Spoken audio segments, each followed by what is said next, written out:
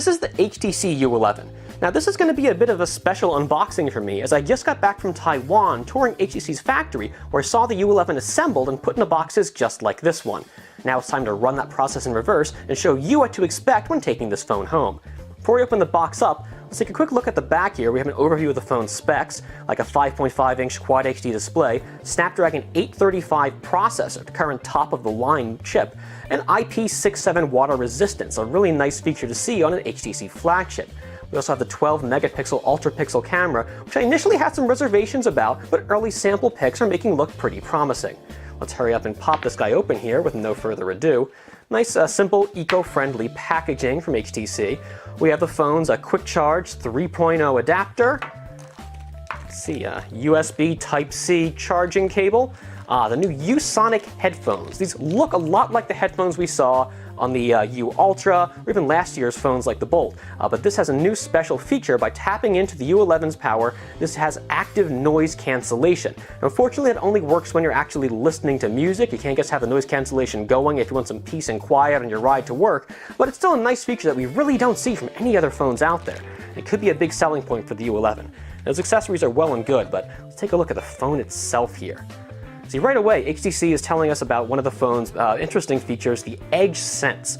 This is a series of pressure sensors running up and down the screen that, instead of having a physical button, let you squeeze the phone to trigger software effects like toggling phone settings or quick launching apps. Let's get this protective coating off here, though, so we can actually get into... I saw them put this thing together, but it's a lot more difficult to take off than you might think, even knowing how the process comes all together. There we go. Now this is never going to look as nice and shiny as it does now. Look at that mirror finish. So this is the phone's amazing silver. It's kind of blue looking. In the right light, it's also kind of purple. And it might be really hard to see over the camera how this looks in real life. It's just catching every facet of light. It would have been great to show you this in the solar red or the white, but unfortunately those colors weren't available when we checked this guy out. Let's go ahead and power this on. Take a look at the rest of the packaging here. We're going to let this boot up.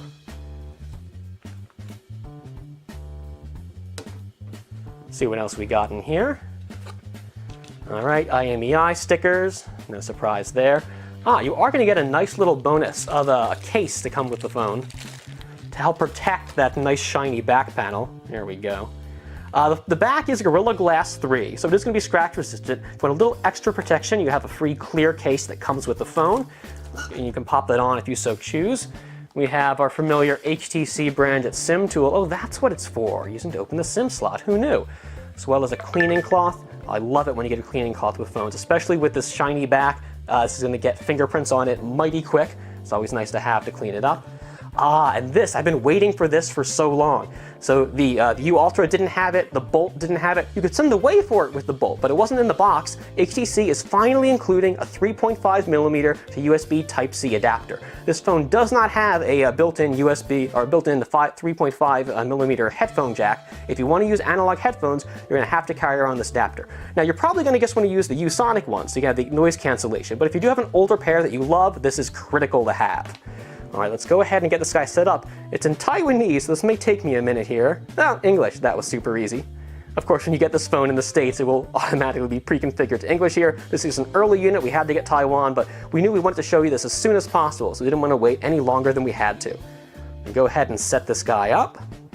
All right, we've got our Wi-Fi set up, our initial Android configuration taken care of, and we're into the HTC's interface here. We're going to spend a lot of time looking at Sense, Blink Feed, all that good stuff as we go through the full review of the phone. But even as early hands-on, I have to play around with Edge Sense and show you. So we're getting Edge Sense set up. This is the new squeeze control for the phone. So it can detect lots of different levels of pressure here. Different users are going to hold their phone differently. They're going to squeeze it, harder or lighter depending on their preferences and just hand size and different, physicality. So it's going to test what we think is a comfortable level of squeeze here. And there we go, sort of averaged out our inputs here and found a nice, I'm on the lower end of the scale here. You don't want to crush the phone. Here, you can do a test. You might have seen this in some of our early hands-on previews of the phone. Nice little interface to just teach you how Edge Sense works.